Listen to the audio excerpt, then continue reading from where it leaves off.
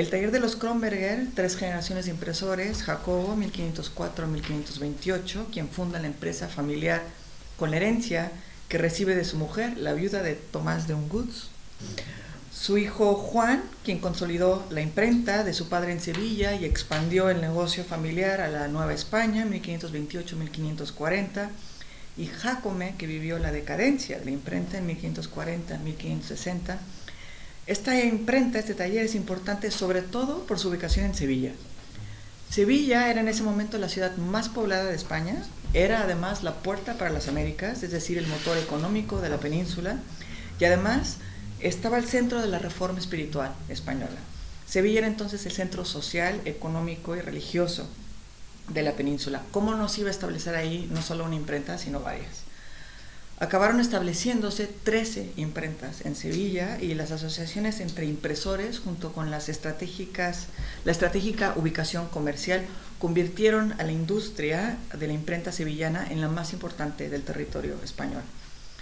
Las primeras imprentas en España se habían establecido a finales del 15, empezando por Segovia, donde Johannes Parix de Heidelberg se estableció en 1472, seguida de imprentas en Barcelona, 1473, Valencia, también en el 73, y Zaragoza, antes de que hacia 1477 los españoles Alonso del Puerto, Bartolomé Segura y Antonio Martínez trajeran la tecnología a Sevilla. Pero como sucedió con otras imprentas inicialmente manejadas por españoles, muy pronto estas pasaron a manos de inmigrantes, con mucha frecuencia alemanes, como sucedió en el resto de Europa. De los 78 libros de caballerías que salen de imprentas sevillanas, más de la mitad, 49, salen del taller de los Kronberger. La especialización en el género no es una situación particular de los Kronberger. Esto pasó en muchas imprentas en toda España, dependiendo de su ubicación. En Alcalá se hicieron sobre todo las pastoriles y la sentimental. Y bueno, aquí en Sevilla, los Kronberger, sobre todo hay que considerar que los Kronberger no eran solo impresores, sino que eran sobre todo mercaderes de libros.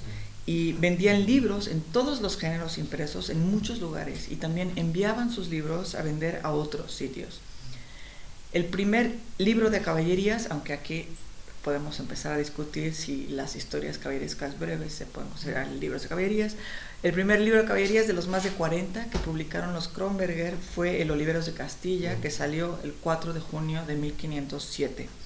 Y que reimprimirían casi de inmediato en 1509, 1510 y luego en 1535. Del ciclo amadiciano, el primer volumen que publican es el de Las Sergas de Esplandián, el 5º libro, que salió el 31 de julio de 1510, con salidas también en 1542 y 1549, y solo al año siguiente, un año después de Las Sergas, van a publicar los primeros 4 libros del ciclo de Amadís de Gaula de Montalvo, que van a volver a imprimir los Kronberger 7 veces en 40 años, junto con un montón de otros impresores que también van a imprimir los primeros libros de la Amadís, no solo en el resto de la península y fuera de la península, sino en la misma Sevilla. Van a salir muchas ediciones. La Trapezonda, el libro tercero de Renaldos de Montalbán, va a salir 5 veces de la casa de los Kronberger, y el Parmenín de Oliva 4.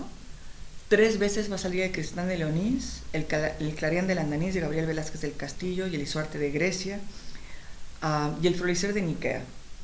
El Amadís de Grecia de Feliciano de Silva saldrá 2 veces, mientras que el Guarino Mezquino, el Renaldos de Montalbán de Luis Domínguez, el Lepolemo o el Caballero de la Cruz de Alonso de Salazar, el Cirongilio de Tracia y el Primaleón van a salir una sola vez. Los libros 1 y 2 del Espejo de Caballería saldrán 2 veces y el tercero una sola vez, en 1550.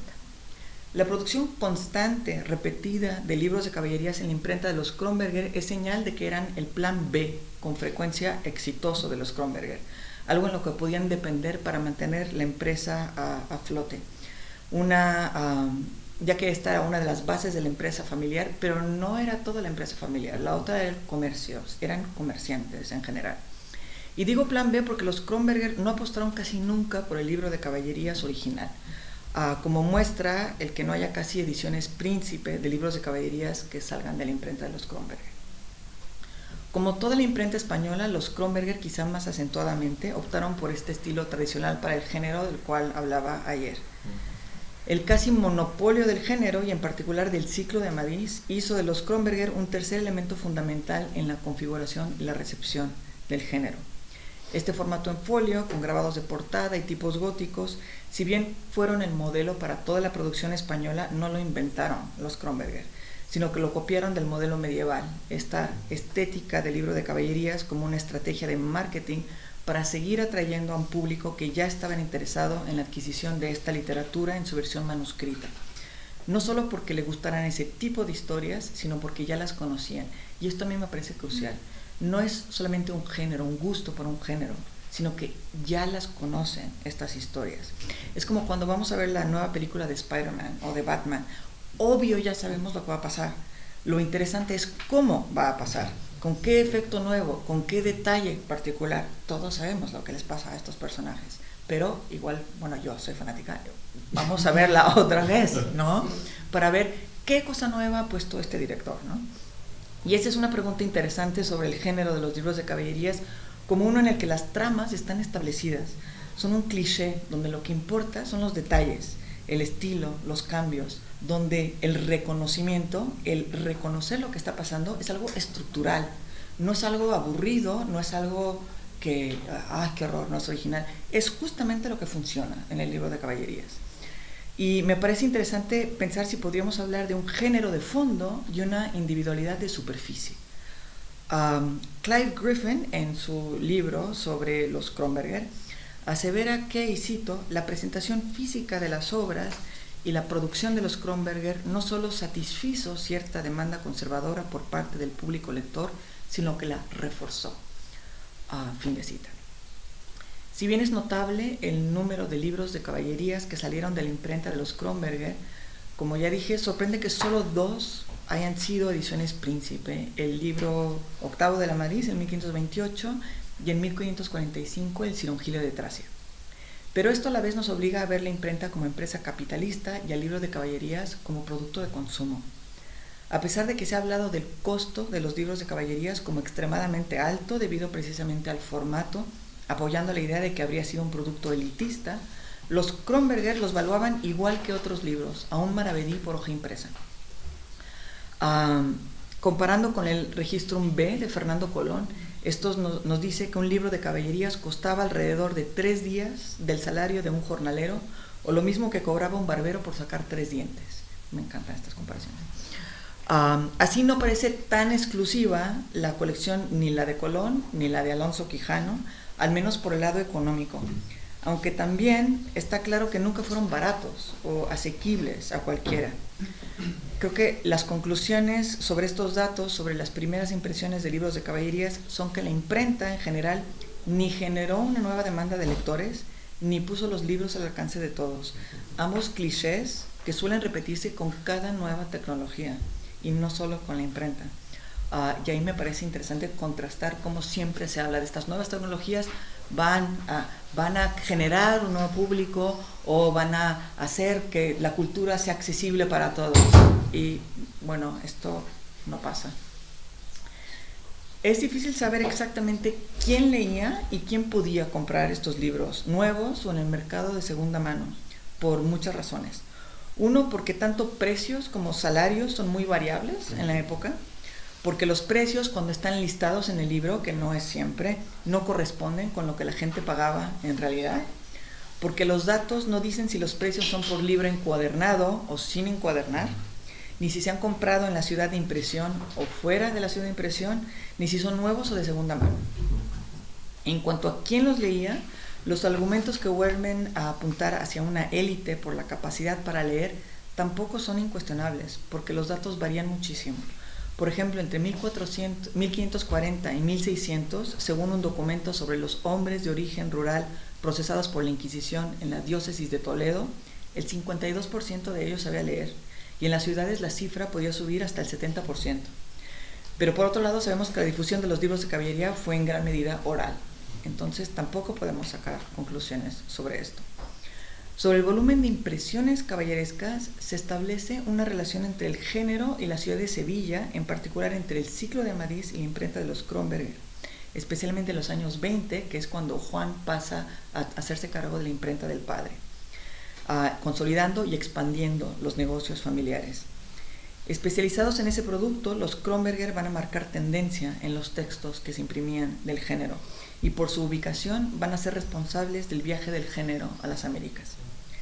Antes incluso que impresores, como mercaderes de libro y comerciantes agudos con conexiones eclesiásticas importantes, y esta es otra cosa que sería importante discutir, los Kronberger van a tomar decisiones sobre lo que publican basados sobre todo en un cálculo del beneficio total, un beneficio que puede no resultar directamente de la impresión de tal o cual libro, sino en conseguir algo en alguno de los otros negocios familiares.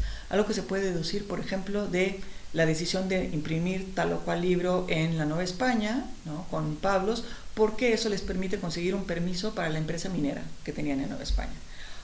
O sea, están calculando realmente mucho más fuera de la impresión, ¿no? Si le hacen este favor a este cardenal o a este obispo, pueden conseguir otra cosa para los otros negocios.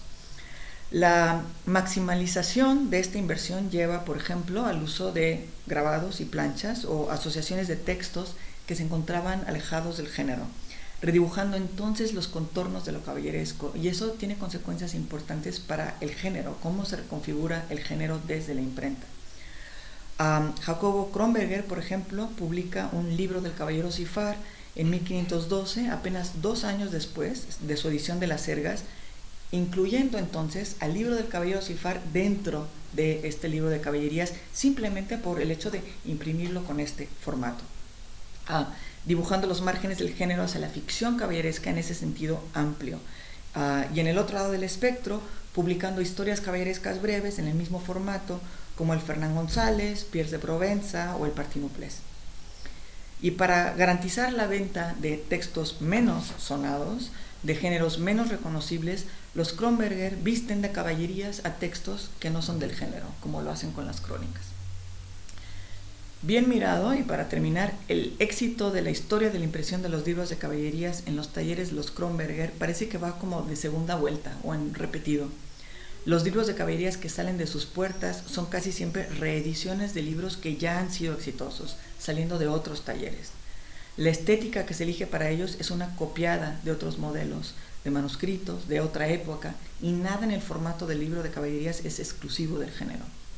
Los Kronberger siguen un impulso de la ficción caballeresca que parece como proceder como en espiral, ¿no?, siempre ampliándose para un lado, para otro, para incluir, encontrar otra función, otros temas o tendencias, volver a sí misma y salir otra vez generando una nueva estructura, otra continuación, otro ciclo, y así otra vez del manuscrito a la imprenta y de vuelta al manuscrito, de la Edad Media a la modernidad temprana a lo medieval imaginado.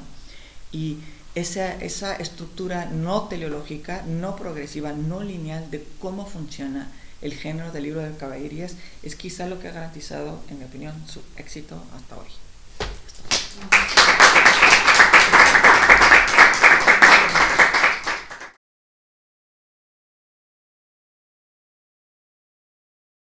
Los hermanos Francesco y Michele Tramezzino de Venecia, originarios de Venecia, se habían trasladado en Roma antes de 1522. Sabemos que en un primer momento... ¿Se ve? Sí, sí. Sabemos que en un primer momento trabajaban en la librería de la familia Scotto y que luego abrieron una librería propia.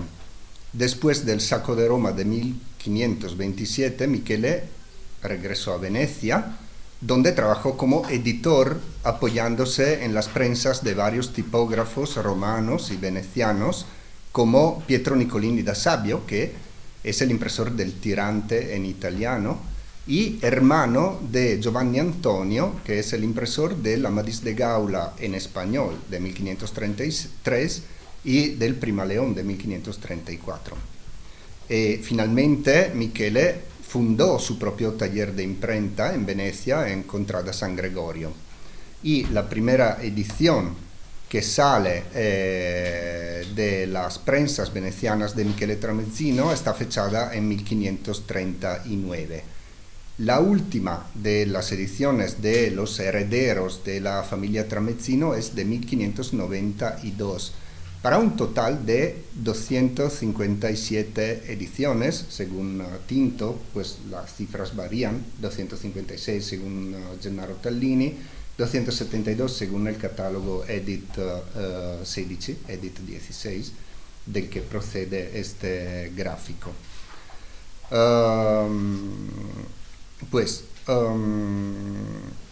Francesco permaneció en Roma, instaló una nueva librería suya en Vía del Pellegrino, la calle de los libreros de la Roma renacentista, y estaba en el mismo barrio de otras librerías importantes y de talleres de imprenta importantes.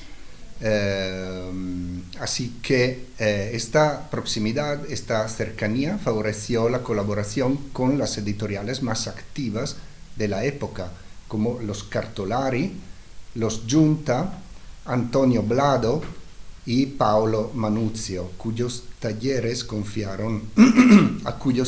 confiaron sus iniciativas editoriales romanas. Pues como veis aquí, el número de ediciones financiadas por los hermanos Tramezzino en Roma es de 25. Por ejemplo, esta de 1540, impresa por Antonio Blado, Impensis Domini Michaelis Tramezzini Mercatoris et Venetiarum Ciuis. Bueno, esta por ejemplo, ¿no? Impresa por Blado. Pues la amistad con Blado fue importante porque, bueno, los Tramezzino le encargaron la impresión de diversas obras y Blado en 1535 fue nombrado impresor papal. Así que gracias a su influencia y a su amistad, los Tramezzino obtuvieron la regular concesión del privilegio papal, se llamaba motu proprio, tanto para sus ediciones romanas como para las venecianas hasta al menos la década de 1570.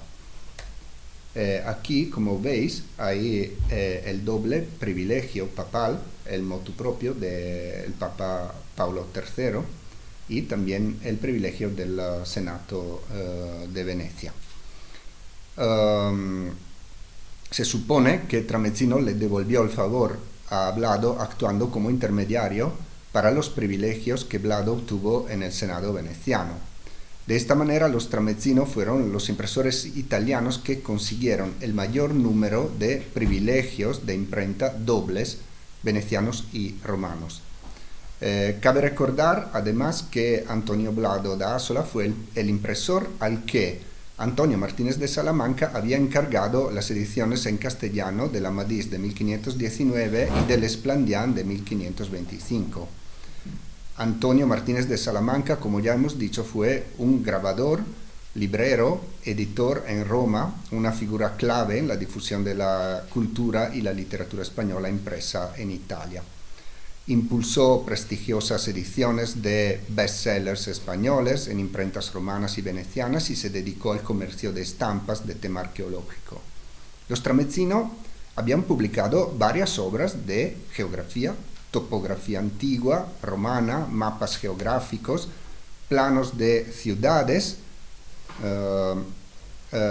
Pues esta es una tabla que tenía que ver con lo que estaba diciendo antes de los privilegios que la saco de el database de Emo Book Trade de Angela Nuovo, y aquí se ve la concesión de privilegios de los hermanos Tramezzino y de sus herederos, ¿no?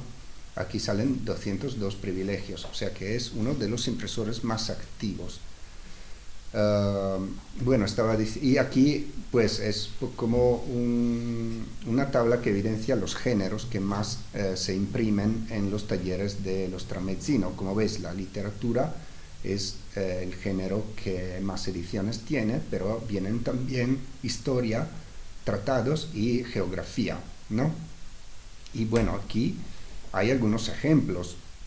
No, habían publicado, como he dicho, varias obras de topografía, mapas geográficos, planos de ciudades, mapas arqueológicos, grabados de Roma, de la Roma antigua, entallados y dibujados por Piero Ligorio, por ejemplo, como este, y como este también. Y aquí, como se ve, hay algunos colofones que evidencian la colaboración de los tramezzino editores con otros talleres de imprenta, como el de Girolamo Cartolari. Volviendo a este ambiente, digamos, interesado por grabados de la Roma antigua, mapas geográficos, etcétera, ¿no? La librería romana de Francesco Tramezzino, junto con la librería de Antonio de Salamanca, en los años 40 y 50 del siglo XVI, acogieron un círculo cultural que reunía a intelectuales, digamos, arqueólogos, arquitectos, amantes de las antigüedades romanas. Pues a partir de las relaciones entre ambas librerías, Tramezzino y Antonio Martínez de Salamanca, María Cristina Misiti sugiere, perdón, aquí me he perdido un poco, pues estábamos aquí con los mapas, a partir de la relación entre estas dos librerías, Misiti sugiere que Salamanca pudo participar de alguna manera en la fase inicial de traducciones del ciclo de Amadís iniciado por Michele Tramezzino en 1546. Otra imprenta romana vinculada a los hermanos Tramezzino desde principios de los años 40 fue la de Girolamo Cartolari, viuda de Baldassare Cartolari, que imprimió en Roma una docena de textos a petición financiados por Michele Tramezzino, en su mayoría obras de carácter jurídico, Girolamo es, con toda probabilidad, el intermediario entre los Tramezzino y Mambrino Roseo da Fabriano, escritor y colaborador de la imprenta de los Cartolari, que en la misma época residía en Roma, como ha dicho Anna Bognolo, sacando estos documentos que nos lo confirman. Bueno, en este contexto, los hermanos Tramezzino supieron identificar y llenar un vacío en el mercado, ofreciendo un nuevo producto editorial a un nuevo público, haciéndolo rentable durante mucho tiempo y manteniendo una posición de monopolio casi perfecta. Para los Tramezzino, la década de los 40 marcó el inicio del lanzamiento programático de la literatura española, especialmente de obras con probable éxito, comenzando con las novelas de caballerías, y con una división muy eficaz de las funciones desempeñadas dentro del proceso editorial, Michele Tramezzino se asoció con Mambrino Roseo y le encargó la traducción de las obras españolas que planeaba publicar. Y Roseo fue, como se ve aquí, el mayor colaborador, el más importante colaborador del taller de Michele Tramezzino. Bueno, esta campaña de traducciones fue una decisión programática bien planeada, como evidencian los textos de las dedicatorias y los privilegios, como el que aparece en el Cavaliere della Croce, la traducción del Lepolemo, fechado el 20 de noviembre de 1543, del cual se desprende que Tramezzino en 1546 ya tenía la intención de publicar, además de algunas obras traducidas del latín, también las traducciones del Amadís y del Palmerín.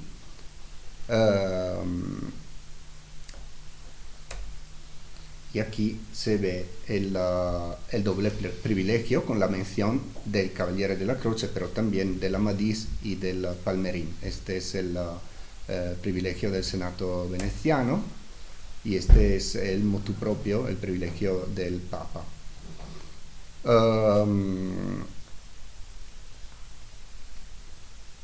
En definitiva, el programa editorial, aquí es siempre el mismo privilegio.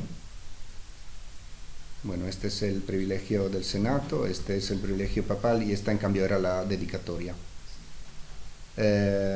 Bueno, y el programa editorial y la estrategia comercial empleados por los hermanos Tramezzino estuvieron marcados por un enfoque monopolístico, como ya he dicho, que restringía la competencia mediante la acumulación de privilegios de impresión.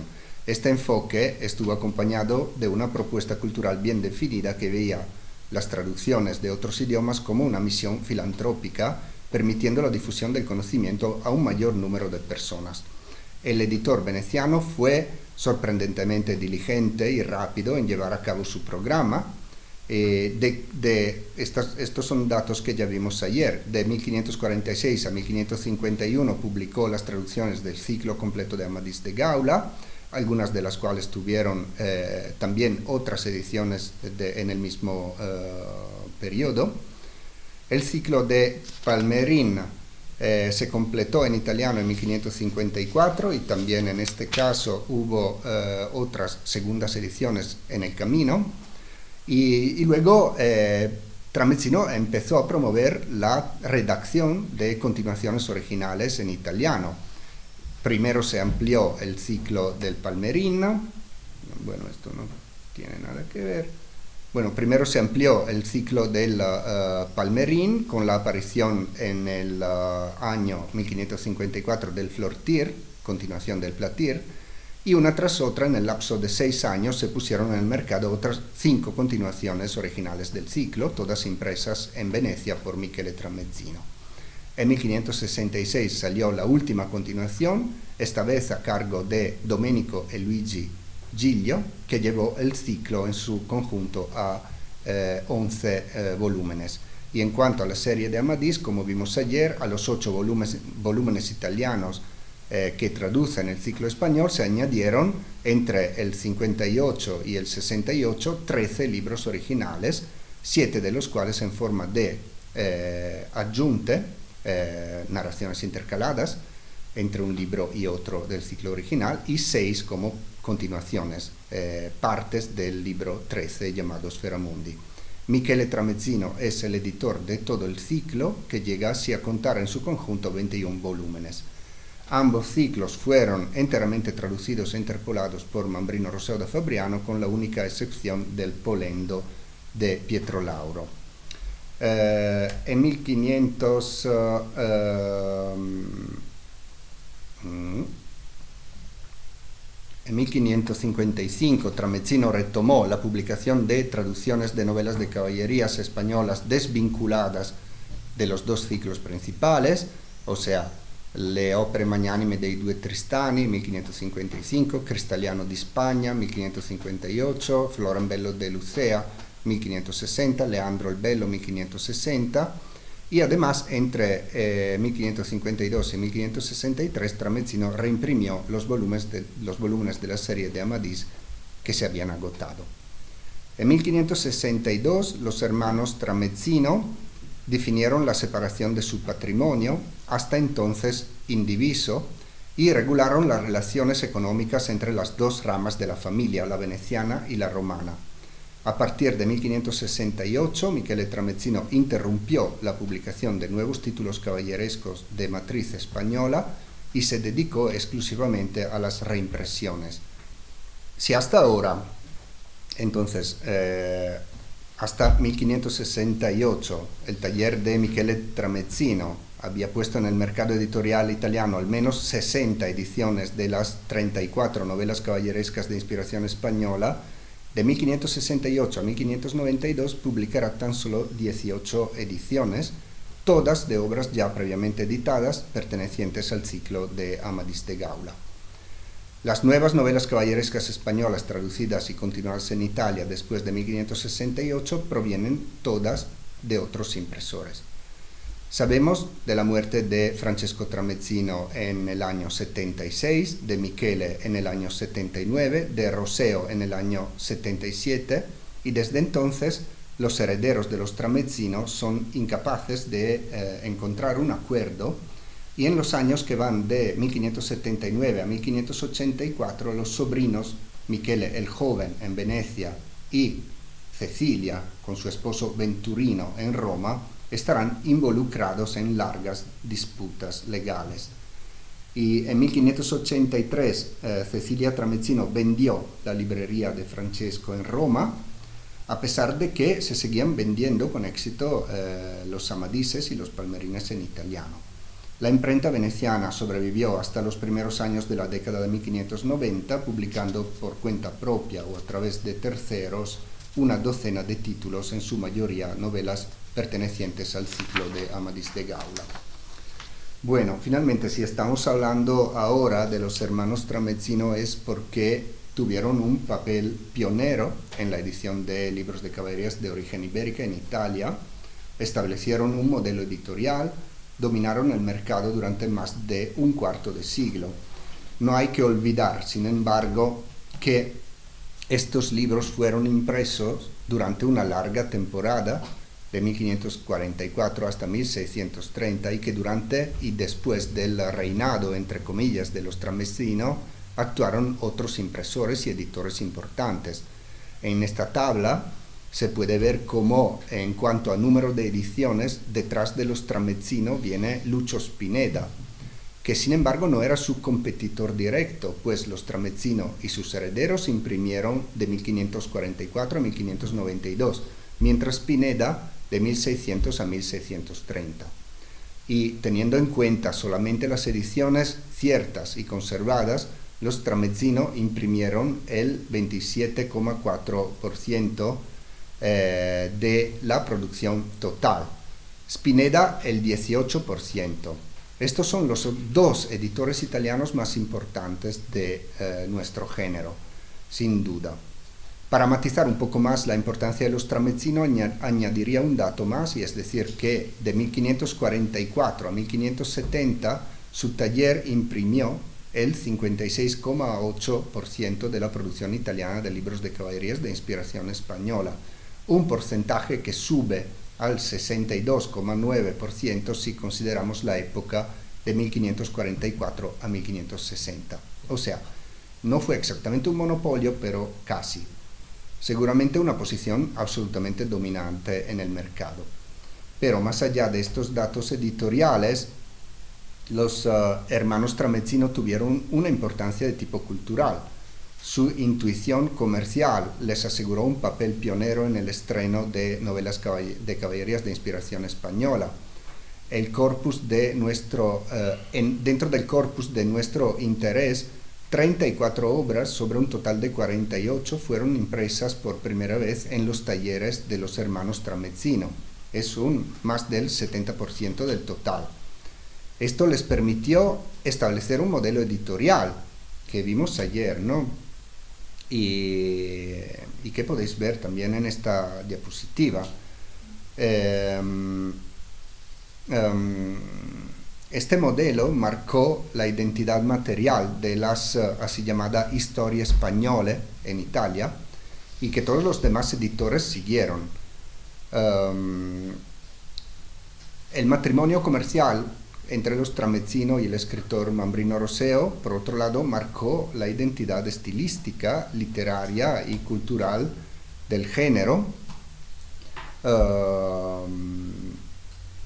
que constituyó asimismo un modelo importantísimo. Mambrino tenía las ideas muy claras, se familiarizó y aprendió los temas recurrentes y los recursos narrativos de los libros de caballerías a través de las traducciones, afinó el estilo y seleccionó los elementos y las técnicas narrativas según los gustos de los lectores italianos, y finalmente propuso un modelo de escritura en prosa uniforme, compacto, al mismo tiempo flexible, cuya influencia en la literatura italiana y en las literaturas de otros países apenas hemos empezado a estudiar.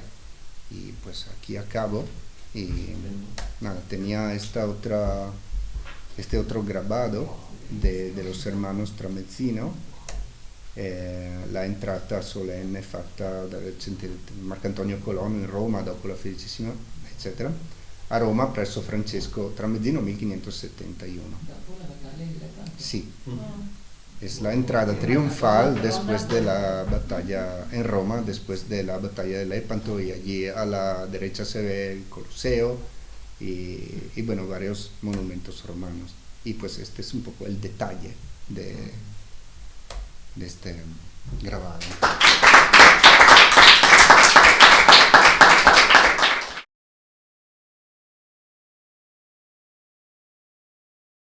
Pues yo hoy os voy a hablar de Sigmund Feyerabend, el gran impresor de, bueno, impresor no, perdón, editor de Frankfurt, y ese es el primer matiz importante que hay que hacer, ya que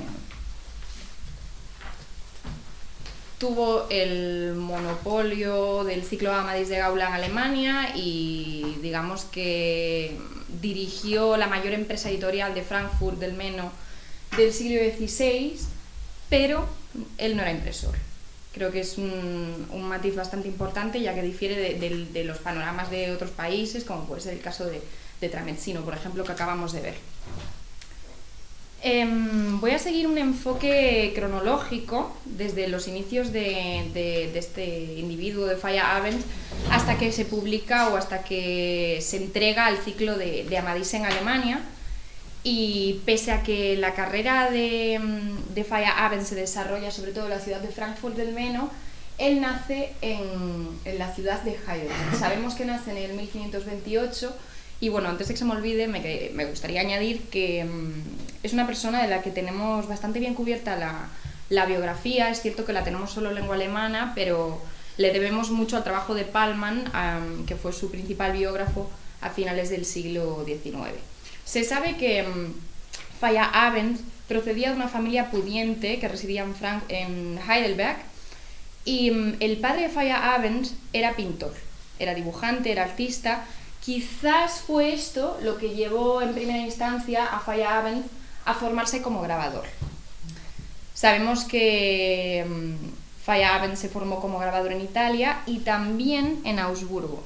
Pallmann no dice nada al respecto, ni hay demasiada información en cuanto a los viajes de Feyerabend por Augsburgo, pero quizás allí pudo establecer contacto eventualmente con los editores que luego imprimieron alguna de las ediciones del Amadís alemán en esa ciudad. Pese a sus viajes por Italia y su formación como grabador, realmente como va a destacar Feyerabend es como figura directora de esa empresa editorial que funda una vez ya instalado en Frankfurt del Meno. Allí se casará, contraerá matrimonio, obtendrá la ciudadanía y en 1562, como hablaré un poquito más después, funda la famosa Compagnie, ese imperio editorial del que dependerán la mayoría de impresores de la ciudad de Frankfurt del Meno a finales del siglo XVI. Hay quien dice, entre ellos Pallmann, que era un hombre de negocios sin escrúpulos, pero a mí me parece más acertada la palabra de astuto.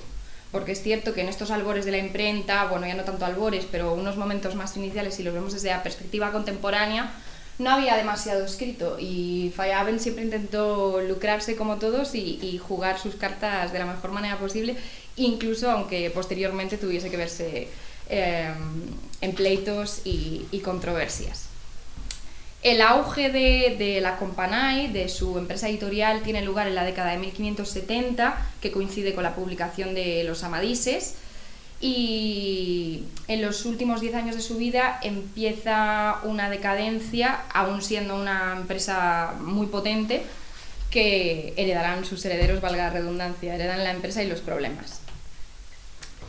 De su estancia y aprendizaje en Italia, más concretamente en Venecia, nos enteramos precisamente gracias a intervenciones y a evidencia textual que el mismo Feyerabend hace en los paratextos de algunas de sus publicaciones.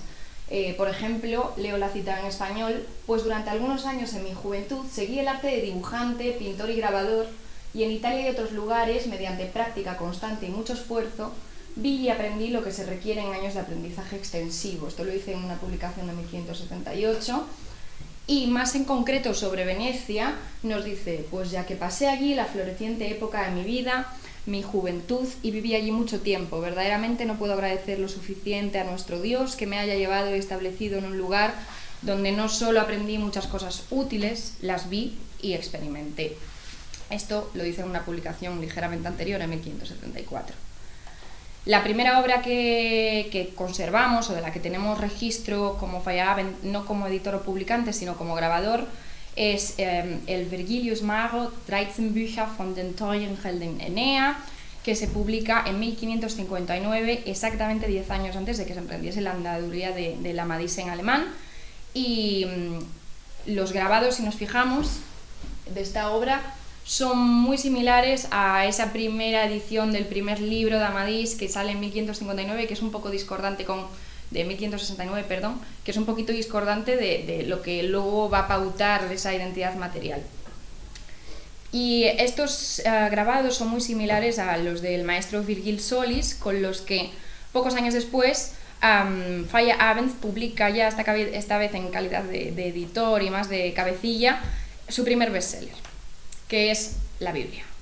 Es una edición que a mí me parece preciosa, está súper ilustrada y es un folio que, bueno, pues será la base de esa edición en folio que hace posteriormente el Amadís en 1583, y obtiene el privilegio a través del conde palatino Federico III por 6 años a los 3 editores, porque la publica en colaboración con otros editores, y en forma de agradecimiento, supongo, se incluye el retrato del conde palatino. A mano izquierda decidí incluir un grabado sobre el otro ilustrador, ¿no?, del que se inspira y con el colabora Feyerabend Virgil Solis. Bien, en el año 1562, ya habiendo obtenido la ciudadanía, estando establecido en la ciudad de Frankfurt del Meno y siendo consciente quizás del hervidero cultural que era Frankfurt del Meno a nivel editorial en aquel momento, debido a la feria del libro que había allí y demás, Feyerabend se une con el impresor Georg Rapp y con los herederos de Weigand Hand, que era otro editor que acababa de fallecer, y funda la Compagnie. Esto no quiere decir que sea el único negocio que Feyerabend tenía entre manos, ya que en otras ciudades, o él desde Frankfurt en colaboración con, por ejemplo, Hütter, que trabajaba más en Leipzig, tiene otras editoriales y digamos que está a todas las bandas posibles para poder crecer y poder editar y lucrarse. Lamentablemente no se conservan muchos de los libros de cuentas del primer periodo de la Compagnie, pero Bedige luego recoge pues todos los libros de ventas de la Feria del Libro y demás, y es bastante gráfico el crecimiento en cuanto a renombre y también económico de esta compañía, que empieza sin una casa de imprenta. Cuando la fundan no tiene una sede física. Y empiezan a trabajar conjuntamente con Jos Ammann, porque la mayoría de del ilustrador y grabador Jos Ammann, porque la mayoría de las obras que edita Feyerabend son a nivel visual muy potentes, con mucha ilustración y que llaman la atención de tanto sus contemporáneos como de los que vienen después. Me gustaría mencionar brevemente el sello o la imagen que Feyerabend utiliza en la mayoría de sus obras, que es siempre la fama con una tuba y una inscripción que dice per vigiles habeas oculus aminunque sagatzem sicupis ut celebri estet tua fama loco. Bueno, esto era una curiosidad, pero lo vi y me gustó, así que... y bueno, en 1564 Sigmund Feyerabend tiene su primer encontronazo gordo o serio con las autoridades, ya que publica sin permiso este Neuen Zeitungen, den türkischen Absagebrief an die Rotkis Manuscript en 1564, y le encarcelan durante 5 días. Es cierto que gracias a las ganancias que tenía paralelas, pues pudo pagar lo que entiendo que en aquel momento era la fianza y escabullirse de este momento, pero va a ser el primero de muchos problemas legales y de confiscaciones y de envidias y rivalidades con otros impresores que va a tener a lo largo de su carrera profesional. Pero sin embargo parece que la prisión no le asustó en demasía, ya que eso no le impidió seguir imprimiendo y de embarcarse en nuevas aventuras editoriales. Ya habiendo publicado la Biblia previamente, que comentábamos con Virgil Solis, y ya habiéndose lucrado, decide publicar una nueva Biblia en 1564 junto con Georg Rapp, su socio, con los herederos de Weigand Hand, y tiene ilustraciones del mismo, que a mí me llama especialmente la atención porque parece que Feyerabend siempre está un poco de caras para adentro, detrás de las cámaras en todo este imperio y en este negocio, pero realmente él también ilustra y graba, y de nuevo son unas ediciones bueno, pues exquisitas, un gran formato de más de 1000 hojas y eso a mí me recuerdan, ya dicho, y me repito, la antesala de esas ediciones folio que va a hacer del Amadís. La publicación de la Biblia, de nuevo, le va a traer muchos problemas porque va a competir directamente con la Biblia de Wittenberg y ahí se van a crear más rencillas y más rivalidades, sobre todo con el negocio en Leipzig. Esta es una pequeña ilustración del ilustrador Jost Amann. Y son precisamente esas rencillas y esos problemas los que van a provocar que, sobre todo en los primeros años de impresión del ciclo Amadís de Gaula, no se le conozcan las portadas como Sigmund Feyerabend, sino como Hieronymus. Hieronymus en realidad es una persona que existe, es un hijo de Sigmund Feyerabend, pero por ejemplo para el año de 1569, cuando aparece el primer libro de Amadís de Gaula, su hijo tiene 6 años, o es un pequeño Mozart editorial, ¿no? O parece algo imposible. Y es que en 1568, por esas rencillas entre la Biblia de Lutero que edita Feyerabend y la Biblia que están editando paralelamente en Leipzig, en la Feria de Año Nuevo de esta ciudad de Leipzig, su socio Hütter es demandado porque llevan una crónica de Carión no autorizada a esa feria y les confiscan un montón de obras. Entonces, para evitar futuras confiscaciones y futuros problemas, Feyerabend decide ponerse un poco in disguise con este Hieronymus, que bueno, no sé, a mí me parece un poco cómico prácticamente porque, no sé, yo creo que de haber vivido en aquel momento yo habría sabido que era Sigmund Feyerabend, pero bueno, de cara a la norma, claro. Y con este seudónimo va a publicar hasta mediados del siglo, hasta mediados de la década de los 70. Un poco en resumen, ¿qué publica Feyerabend? Pues Feyerabend publica lo que dé dinero como todo el mundo. Publica desde textos ilustrados a textos jurídicos, textos religiosos, textos infantiles, en fin, variedad y rentabilidad. Esto también se puede ver en los libros de cuentas y en los registros que existen de sus participaciones en distintas ferias. Y llegamos al encargo del Amadís. Hablo de encargo porque, si bien no se le encargó a Feyerabend per se, en el prólogo del libro cuarto encontramos que se nos dice: Herr Christoph Herzog zu Wittenberger zu löblicher Gedächtnis, so große Mutung und Neigung zu solchem Buch gehabt. Es decir, que estaba este conde, Christoph de Wittenberg, que tenía un especial interés en el Amadís. Por sus viajes o demás, ya conocía la obra y él tenía especial querencia en mandar un traductor a Francia para que trajese la obra de vuelta. Del traductor, como comentaba ayer, no tenemos identidad, ni siquiera tenemos unas iniciales en esa traducción del primer libro, pero llegó este encargo y seguramente esa traducción a manos de Feyerabend, que la publica en 1569. Aunque se hace referencia al encargo de este noble, lo cierto es que nunca llegó a ver la obra publicada porque murió tan solamente un año antes de que saliese a la luz ese Amadís en alemán tan ansiado.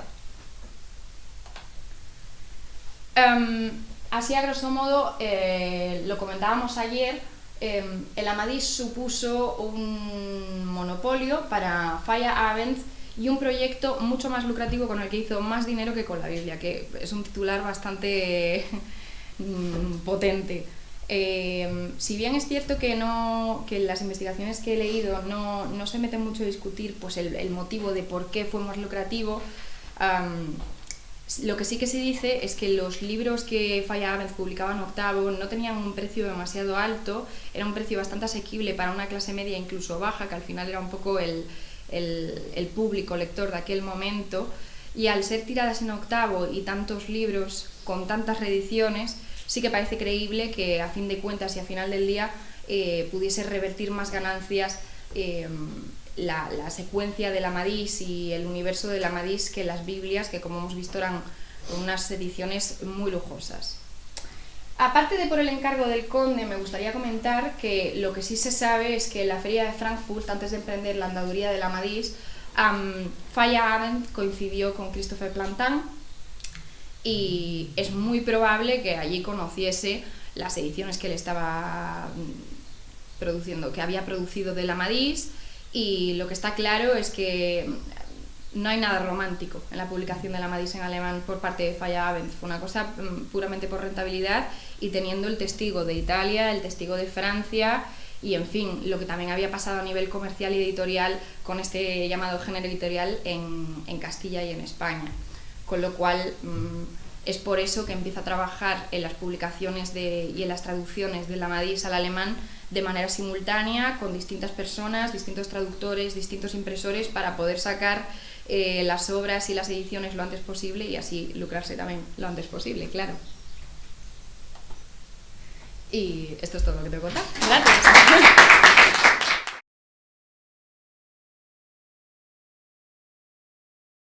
Y quiero empezar comentando 3 características que creo definen un poco la práctica editorial que encontramos. En primer lugar, hay una concentración geográfica, similar a lo que ocurre en Venecia, pero aquí todos los impresores viven y trabajan en Londres, por lo tanto, todos los libros se acaban imprimiendo en Londres, y si nos centramos en el periodo exclusivamente isabelino, la concentración es mucho mayor, ya que todos están conectados o trabajan o viven en una parroquia, que es la de St. Giles Cripplegate, que está en el norte de St. Paul's. Todos viven en un mismo universo. Y esa es la segunda característica que creo define la publicación de los libros de caballerías en Inglaterra, y es las relaciones personales.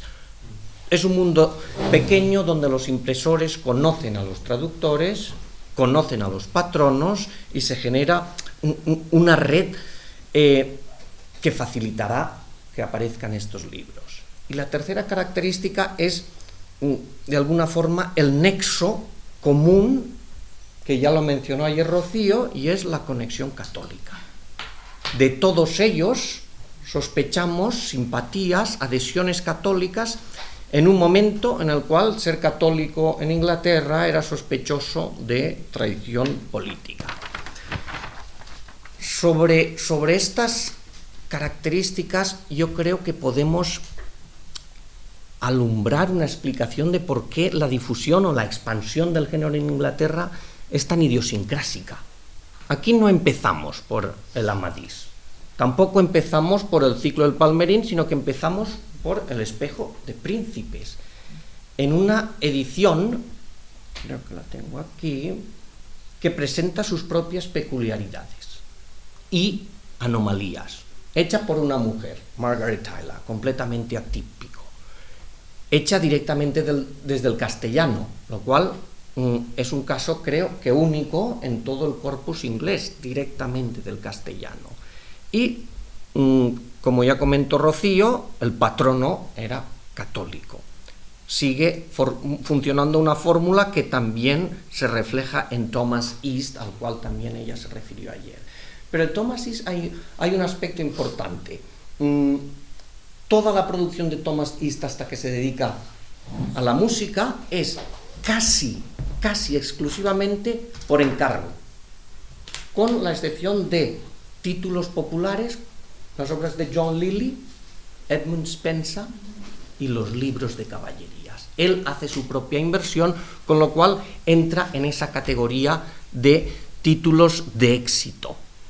Y ante esa presencia del éxito editorial visible, porque el Espejo de Príncipes se reedita en 2 años, surge la percepción de la competencia, y aquí hay un segundo impresor, John Charlwood, quien en 1581 solicita licencia para imprimir el Palmerín de Inglaterra. Y esto es como se le concede.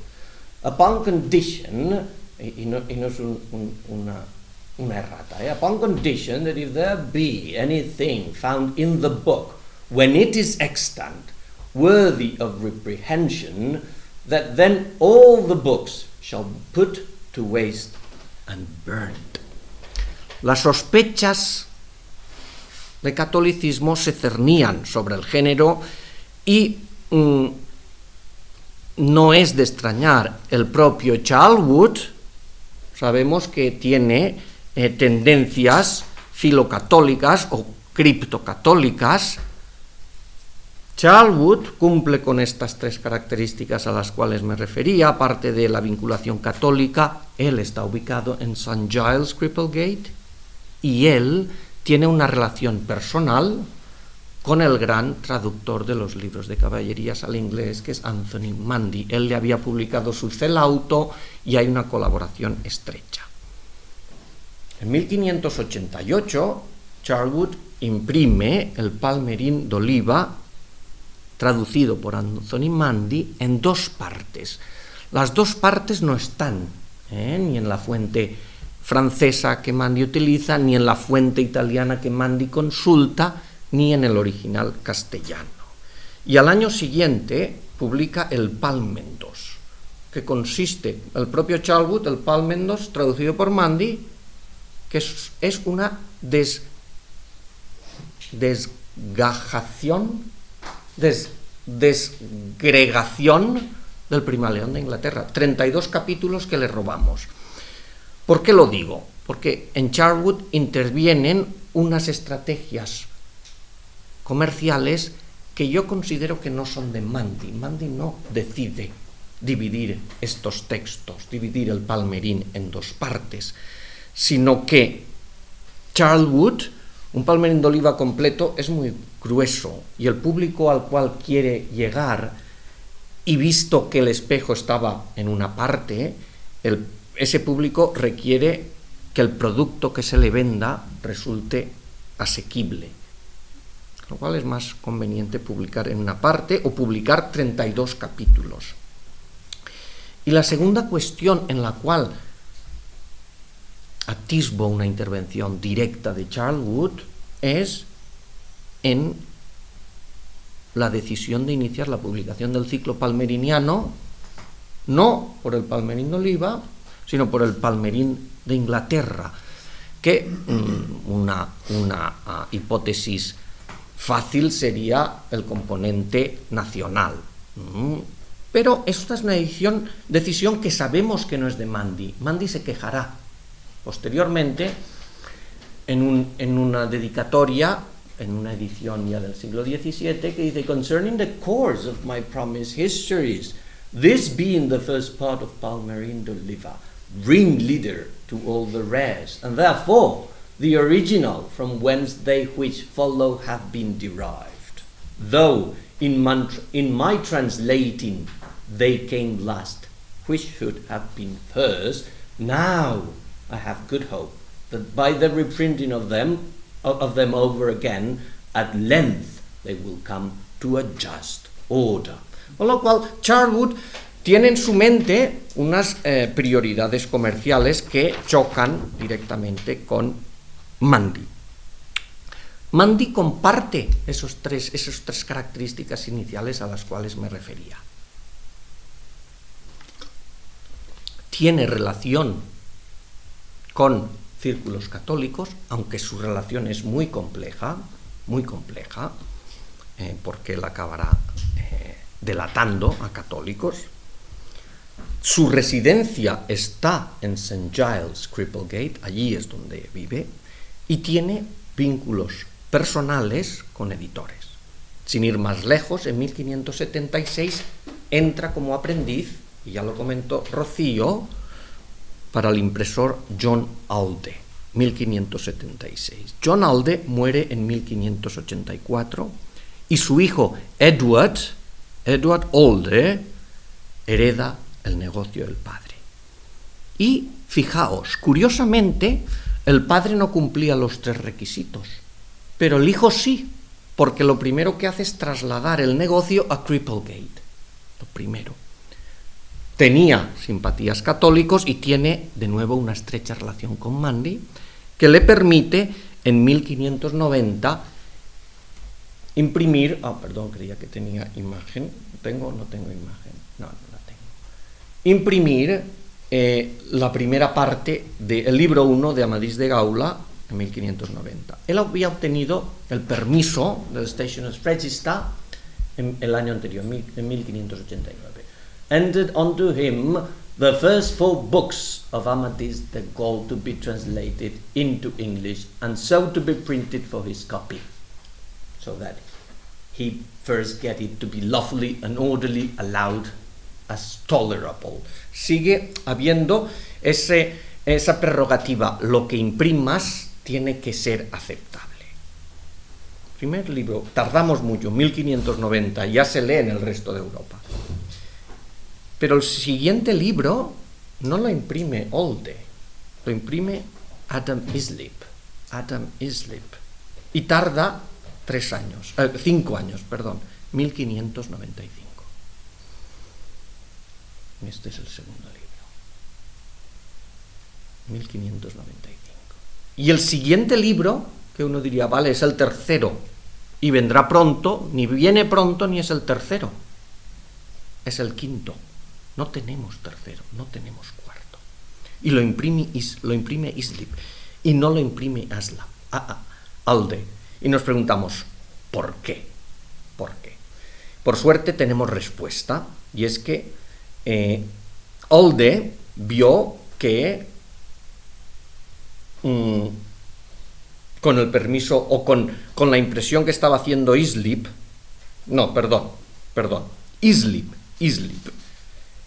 registra los libros 2 y 12 a su nombre en 1594.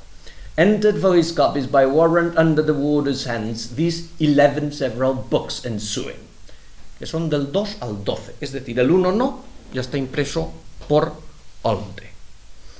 Pero Alde, al ver que Islip se está arrogando los derechos de impresión que él ya había adquirido en 1589, no se queda quieto, somete la situación al arbitraje de la corte del gremio de impresores y libreros de Londres, que dictamina en febrero de 1595, at a full court, holden this day upon the hearing of the controversy between Adam Islip and Edward Olde concerning the first 4 books of Amides de Gaul. It is ordered by this court that the said Islip, Adam Islip, shall print the second, lo cual hace, en 1595, second part of Amides de Gaul, and likewise that the said Edward Olde shall print the first, que ya lo ha hecho, the third and fourth books of Amides, and the said Adam to print all the rest to the 12th part of the book. Adam Islip tenía en su horizonte la publicación del ciclo completo, pero Olde retiene los derechos de impresión de los libros 3 y 4.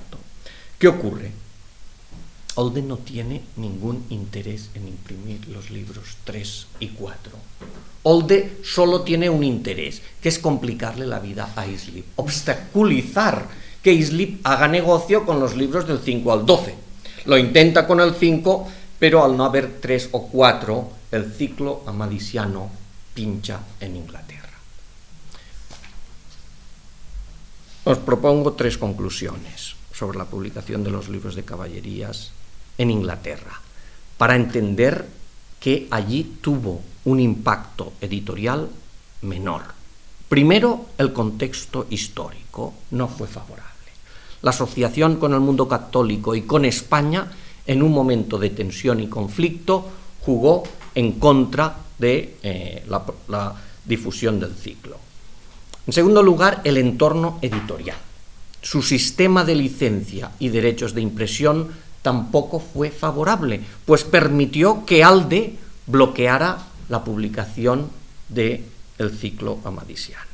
Y en tercer lugar, también creo que la concentración geográfica y de relaciones personales en un ámbito tan reducido tampoco favoreció la diversificación del catálogo de títulos y explica que el impacto fuese menor. Y eso es lo que tenía que contaros.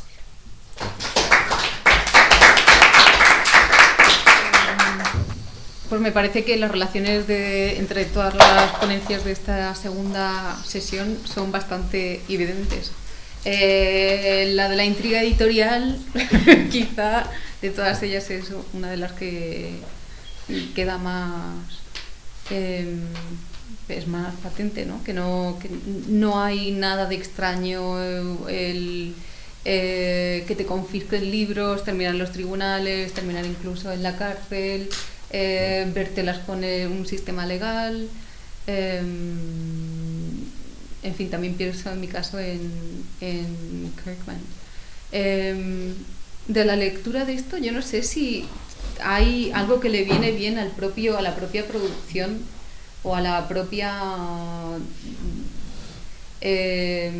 al aspecto comercial de la producción de estos impresores. O sea, hasta qué punto esto no es también una especie de publicidad. O no, o necesariamente tenemos que hacer una lectura negativa de esto, que la persona que imprime la Biblia también termina encarcelada el mismo año que imprime, otra vez en el 64, no sé, ¿pensáis que les pudo venir bien en algún sentido? Quizás es una pregunta de nuevo motivada por la trayectoria de Kirkman, que es un personaje un poco inusual. Bueno, es que yo creo que el caso de Kirkman seguramente sí que le revirtió, pues no sé si algo positivo, pero desde luego no negativo, porque al final está este gossip made me famous, ¿no? Que hablen de mí, como hablen, pero que hablen. Entonces, pues sobre todo en el mundo, no sé, yo creo que sí que puede ser algo positivo en el sentido de que generas una conversación. Y también al final, pues bueno, quiero decir, al menos por ejemplo en el caso de Faya Abend estuvo encarcelado pero 4 días. Kirkman, por ejemplo, sí que había estado una estancia más larga en prisión y bueno, que no apetece, ¿no? Pero en el caso de Faya Abend, pues bueno, quiero decir, al final es una visión también maquiavélica, es decir, si defraudo todo esto y luego tengo que estar 4 días en prisión y la multa es ínfima en comparación a todo lo que llevo generado en ganancias y beneficios, pues yo creo que le seguiría compensando. Todo esto es especular, desde luego, y que no necesariamente tenía que ser una mancha en su historial ni en su currículum. Pero luego después cambia el nombre. Sí, pero... O sea,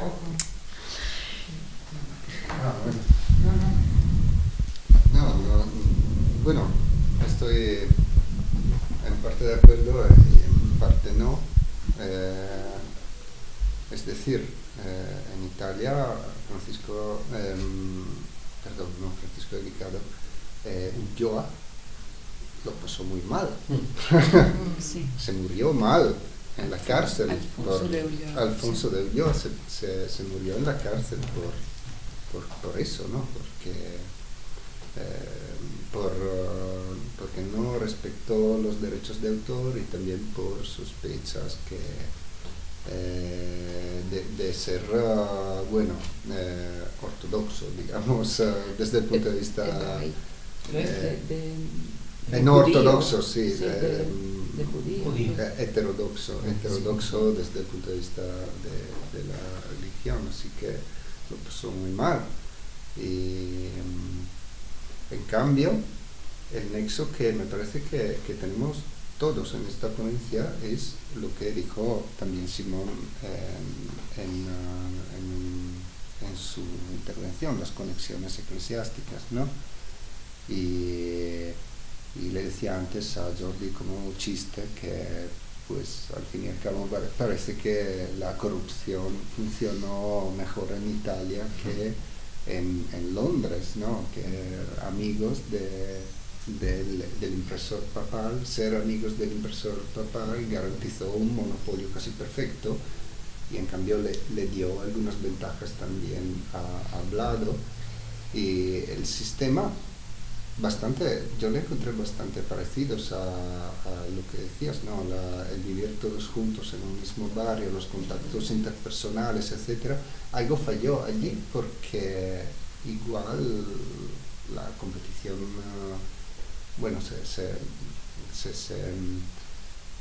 se pusieron a reñir entre sí y no consiguieron encontrar un acuerdo, ¿no? No, el problema de Inglaterra es que solo se imprime allí.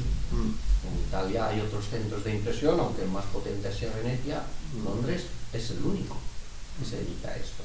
Pero yo, tomando una cuestión que plantea Rocío, lo que hemos visto en los 4 casos es que a ellos no les importan los textos. Esto es dinero. Creo que depende. Me parece que la excepción sería Italia. Pero el caso de los Cromberger es muy sorprendente. Bueno, yo no soy, o sea, historia de la imprenta me queda realmente muy lejos, pero ha sido súper interesante leer y contrastar todo lo que siempre se dice sobre los Cromberger de Sevilla, como wow, ¿no? Los que difundieron, como si hubieran sido una especie de intelectuales que promovieron un género, y para nada. El libro de Clive Griffin, que es el libro sobre la imprenta de los Cromberger, tiene ni una página sobre libros de caballerías. O sea, el resto es realmente, la producción es sobre todo libros litúrgicos, ¿no? Y las colecciones eclesiásticas son lo más importante. O sea, primero tienen el monopolio de la impresión de libros devocionales del Arzobispado de Sevilla. Eso, el control de eso es lo que les da más pasta, ¿no? Y luego va a ser las conexiones con Fray Juan de Zumárraga las que les van a garantizar primero, antes de que pueda vender a las Américas, porque claro, como son extranjeros, no pueden vender a las Américas al principio a Jacobo Cromberger.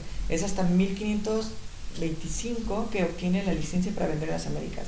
Entonces, antes, lo primero que se registra es que vende libros para que los lleven, ¿no?, a las Américas. No está vendiendo directamente. Y no se sabe exactamente qué tipo de cargamentos están llevando. Nada más se dice que lleva mercancías, pero no se sabe si en esas mercancías hay o no hay libros. Entonces, el papel realmente de los Cromberger en la difusión de libros de caballerías es porque les conviene, pero es parte de un catálogo amplísimo donde los libros de caballería son son extras, son sobre todo libros devocionales. Entonces, y sí, las conexiones eclesiásticas me parecen mucho más importantes que las conexiones políticas. Más que reyes, son obispos para los Cromberger. Sí, puedo, que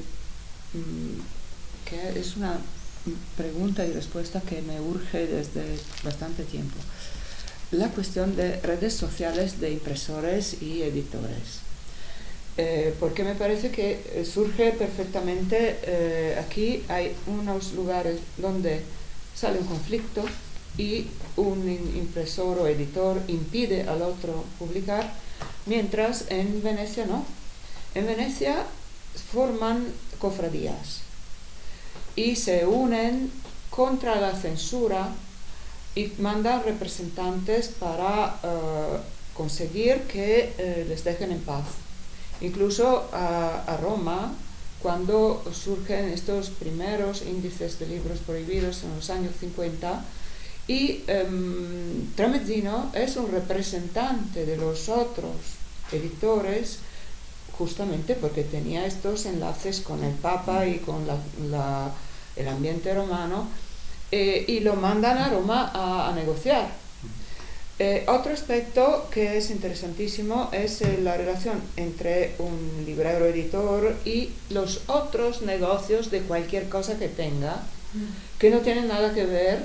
Por ejemplo, Tramezzino tiene casas y también Roseo tiene pisos y alquila, vende, trata terrenos, pisos, son hombres de negocios. Lo mismo pasa en que esto lo hemos descubierto recientemente con mi doctoranda en Sevilla, que otros editores son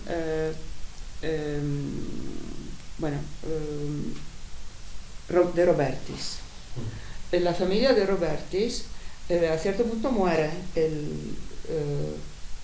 ¿cómo se llama? No me acuerdo ahora, el jefe de familia, y hereda la viuda.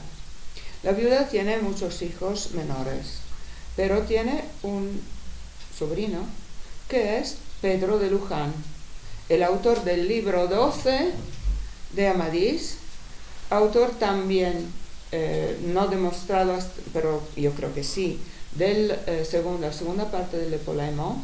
O sea que es un autor de libros de caballerías. Es un heredero de una imprenta y publica con la viuda otra parte de la producción de Robertis. Gregorio. ¿Es Gregorio de Robertis? No, son de Sevilla. ¿Cómo se llama este? Dominico. Dominico de Robertis. Dominico de Robertis muere en 54, no sé qué. No, de 60. Bueno, y sigue Pedro de Luján como jefe de la tipografía. Esto para decir que hemos estudiado un poco esta figura de Pedro de Luján, y Pedro de Luján resulta que además de ser escritor, editor y notario, porque otra cosa que también Roseo era notario, de Robertis era abogado, había estudiado leyes y entonces le hicieron representante de los libreros, editores de Sevilla, para ir a la corte a contestar el índice del 59. O sea, hay documentos del 60 en que los libreros de Sevilla mandan a Luján, que firma para pedir permisos de imprenta cuando no se entendía bien, eran los primeros índices defendiendo los impresores de Sevilla. O sea que estos de Sevilla y de Venecia se unen, forman como gremios y se defienden, mientras me parece que los de Londres no. Forman un gremio, pero... Sí, pero van uno contra otro. Competencia, sí. Y en Venecia también estaban en los mismos barrios y a breve distancia, y esto tiene mucho que ver, que lo pienso también en Sevilla, con el intercambio de planchas y de tacos, que es otro filón interesantísimo de cómo las tipografías pueden ayudarse una a otra y dejar su patrimonio a la viuda y a los hijos y a los que sea, y nosotros podemos seguir el rastro a través del material de impresión, y allí entra otro tema. ¿Nos interesamos de los autores y de las obras, o nos interesamos, como decías tú, del aspecto comercial, el tema de que los editores, como ha dicho Simón Pinet, son quizá poco interesados al aporte literario, sino más a la inversión comercial? Esto es clarísimo, creo. Bueno, para mí lo es, pero es una pregunta. Pero esto crea también posibilidad literaria, abertura. Sí, y el caso de Italia es el mejor ejemplo. Encuentran una fórmula de éxito que resulta durante muchos años lucrativa, y lo hemos visto en el índice que saca Stefano, donde lo literario predomina, y no es el caso de los Convergueta. La fórmula perfecta está allí. Sí, además, bueno, estas intervenciones de la censura eclesiástica de la Inquisición fue un peligro y un daño para los impresores y para los libreros. Se organizaron en gremios para ir a protestar ante el Consejo de Castilla, ante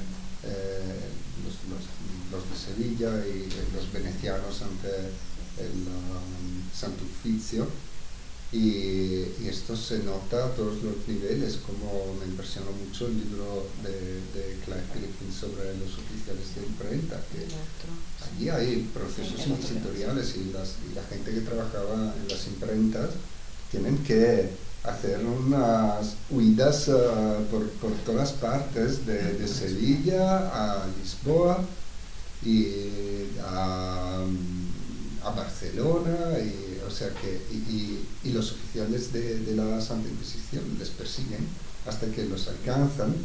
Así que, bueno,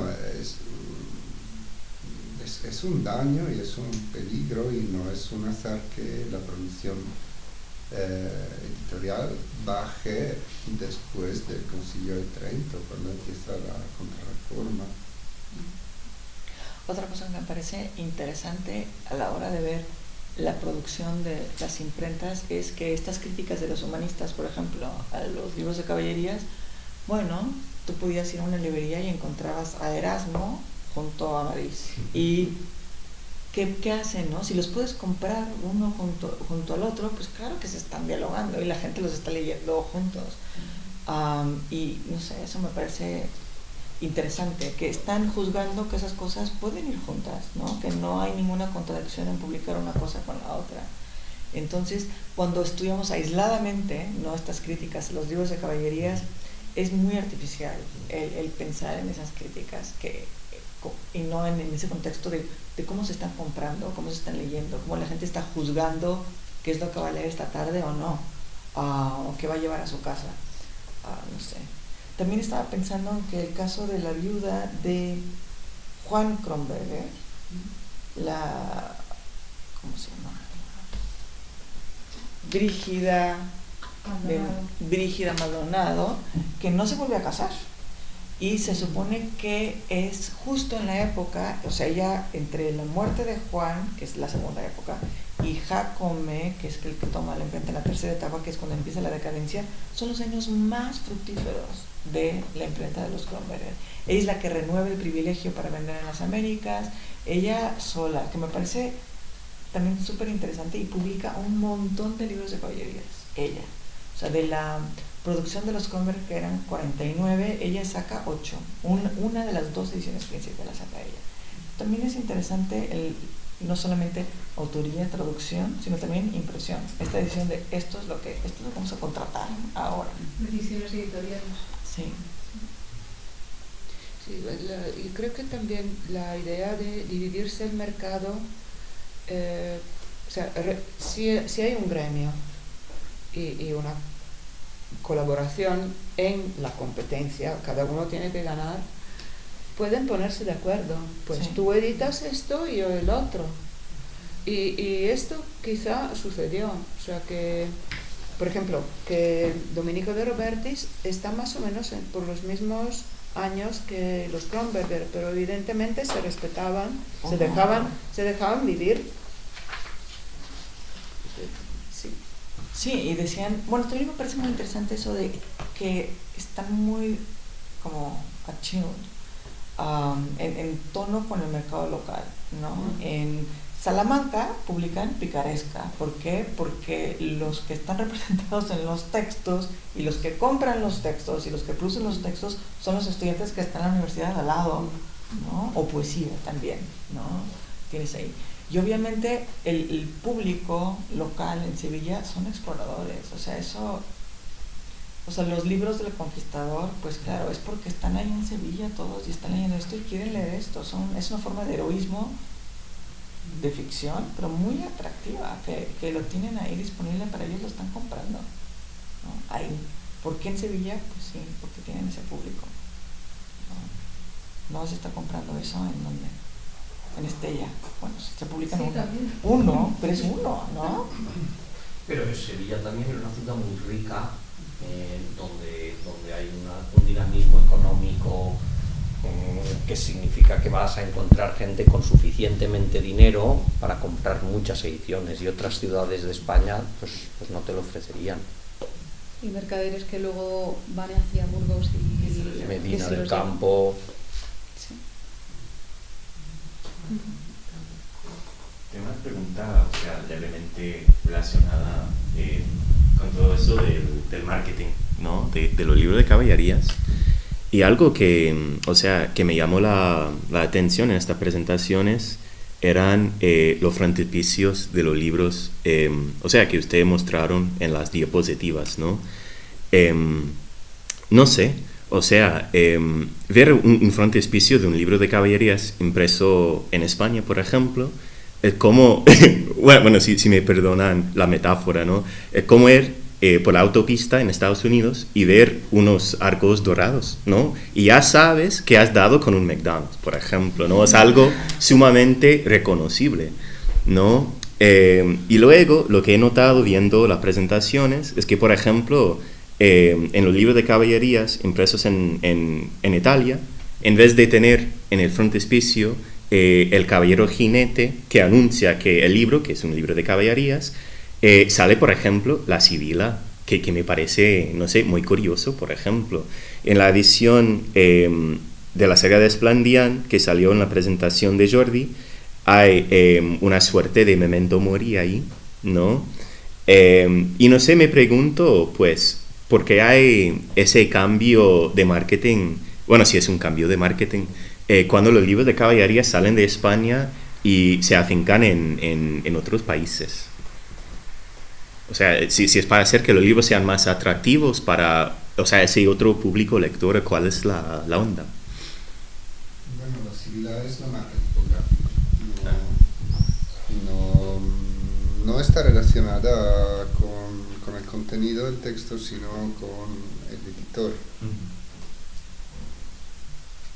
Lo cual me acerca un poco más a tu metáfora de McDonald's, ¿no? O sea, la marca tipográfica es una marca. El Caballero Jinete es un branding, más es como o sea, la marca tipográfica es McDonald's, el Caballero Jinete es la hamburguesa, el bocadillo, ¿no? Es el Happy Meal. Me encanta. Y no lo sé, así que, y además, como vimos ayer,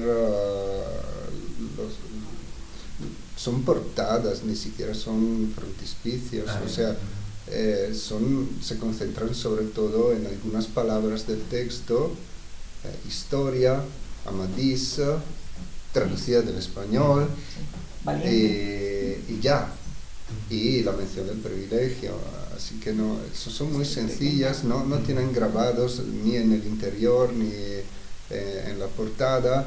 Algunos llevan iniciales silográficas, sobre todo las ediciones de los años 40, pero ya, o sea, no. Pero yo creo que la pregunta es importante, sí. Y aquí hablo desde el desconocimiento, porque es cierto que en Italia, en Inglaterra también se anuncia una marca, y si tu marca tiene caché, ya está. En España no, por lo que hemos visto. ¿Cuál es la marca reconocible en portada de los Kronberger? No lo sé. ¿Existe la marca Kronberger o nos la hemos inventado nosotros? Que dices Kronberger y dices, oh, ya está, aquí el gran impresor. Entonces en Inglaterra sí, desde Caxton, el heredero de Caxton, Winking the Word, imprime con el monograma de Caxton, porque es la marca. Y aquí estás vendiendo pues, el nombre y el prestigio que tiene más que el libro, el texto. Porque lo que vende España es género, ¿no? Muy bien, muy bien. Y esa es mi muy pregunta bien. También es eso de si imprimen todos estos textos tan diferentes con ese mismo marketing. Yo digo, si hubiera habido otro tipo de impresión de estos libros tan distintos en España, con otro marketing, estaríamos hablando de ellos como el mismo género. O sea, es simplemente una impresión estética, o sea, o hay algo literario realmente que los está uniendo, o ha primado en nuestro juicio esta estética, este marketing. O sea, nos vendieron realmente todo, ¿no? Y lo seguimos de esa manera. No sé si Ana... Bueno, sí. No, simplemente eso, que me parece que el estético vino después de lo literario. O sea, que primero está lo literario y luego Sí, claro. Y claro, después de eso se han dado cuenta, esto funciona. Claro, que tenemos un filón literario y además tenemos una imagen asociada a él, perfecto.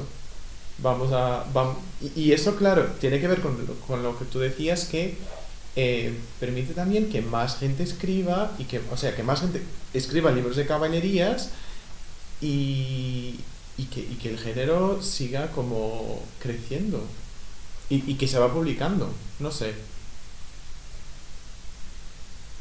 Sí, a mí me gusta mucho la imagen de la espiral, que en efecto yo creo que sí, que fue un multiplicador al comienzo un aglutinador de otras obras que tenían que ver, pero no tanto, como el Cifar o el Oliveros, y luego o también la Trapezonda, que eran, o sea, obras traducidas que venían de Italia, o el Rinaldo, que luego tuvo adaptaciones, ¿no? de otra. Pero a cierto punto empezaron con Feliciano de Silva, que estalló el género con él. Empezaron a escribirse siguiendo unas pautas literarias y unas pautas editoriales. Y creo mucho también en las pautas literarias, aunque cada uno las mueve hacia su idea. Bueno, nada más. No, era lo que tú has comentado, que espera, voy ¿dónde está? Ay, espera. El género de fondo y la superficie, ¿no? Que me pareció también increíble. ¿Qué es eso? El género de fondo, o sea, esas bases literarias comunes, los motivos, yo qué sé, los personajes que se van rescatando, los clichés, y luego están esos pequeños desvíos que todos van a introducir. Y claro que lo más importante no es lo que se está contando, pero cómo. Sino cómo, porque uno ya se sabe historia, ya sabes exactamente qué va a pasar. Pero lo mismo pasa con, y bueno, yo diría que hoy en día como, siempre pienso como que el cine es el gran heredero del libro de caballerías. Entonces, pero tenemos como dos géneros en el cine salidos del libro de caballerías. Tenemos el cine de acción, ¿no? De superhéroe, ¿no? Marvel, ¿no? Lo que sea. Y por otro lado tienes el rom-com, ¿no? Entonces, el libro de caballerías es la combinación de esos dos. Y ya sabes, son dos géneros archipopulares de entretenimiento, que ya sabes exactamente lo que va a pasar, pero es cómo, ¿no? Eso es lo que es divertido, ir a ver, uno ya sabe. Claro, cuando un pequeño, no me acuerdo cuándo, hace 2 años salió esa peli de Beetle something, como de un superhéroe que es un escarabajo. Pues Sí. no, claramente no. Bueno, no, es que a mí no me gustan los... No, yo sí sé. Además es mexicano. Hombre. Es mexicano, sí. O sea, su familia es mexicana, pero no... ¿Beetle? No, bueno, something Beetle. Pero a mí no me gustan esos tipos de pelis. Yo la fui a ver y estaba, bueno, pero esto me suena a Spider-Man. Claro, es que es igual. O sea, la historia es exactamente la misma que en Spider-Man. Un insecto que vuelve una persona No, es Blue Beetle. Blue Beetle. Y yo estaba viendo la peli y estaba pensando en los libros de caballerías, porque estaba como, claro, esto es como el Florando, que es como un libro malo. Claro, Con un buen traje. Sí. La cuestión está en también pensar en que hay series de superhéroes que no son superhéroes, pero se disfrazan de él, ¿no? Y ahí es cuando está el género funcionando como algo que motiva a la gente que vaya a ver una peli, pero que realmente no entra dentro de eso.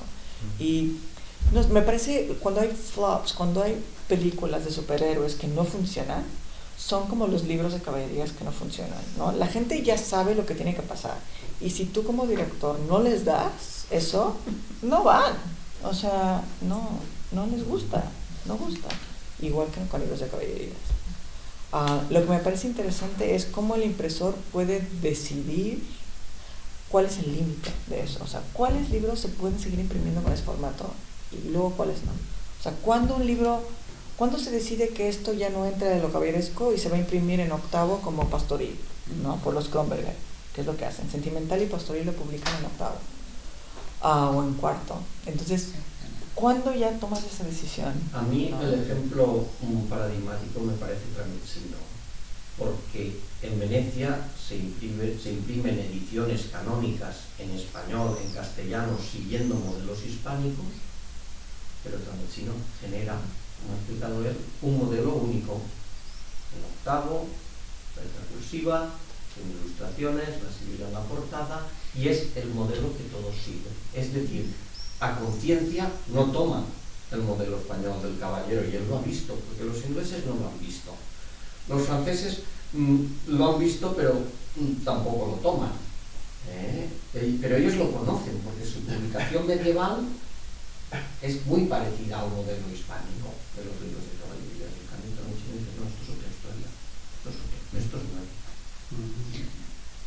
Hay una posibilidad que Tramezzino imita a Manuzio.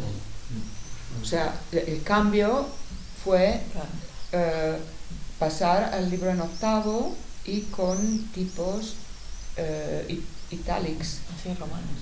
No romano, Itálicos, cursiva. Es una pregunta que quería haceros, que no lo sé. ¿Hay algún libro impreso en cursiva? Sí, de los Kronberger, uno. Por ahí lo tengo. Sí. Uno. Es distinto, pero ayer estaba buscando, porque tuve una conversación con Simón al respecto, de los Schatzkammer, del alemán, y hablo del desconocimiento porque no tengo tanto control tipográfico, pero yo creo que está impreso en cursiva, porque lo primero en lo que pensé al verlo fue en las ediciones italianas. Y desde luego una tipografía recta no es bastante itálica. En Francia los cursivos son utilizados por los paratextos y luego hay la letra romana normal. En Volkswagen también el memorial tiene, por ejemplo, el paratexto y algunos títulos en cursiva. En el libro de Griffin al final tiene un apéndice y dice, hay un texto que se publica, un solo libro que publican los Kronberger en cursiva. Qué raro. O sea que es una inversión comprar los tipos y... Los han de haber tomado prestados, porque no tiene sentido que hayan mandado a hacer eso para un libro, no tiene sentido.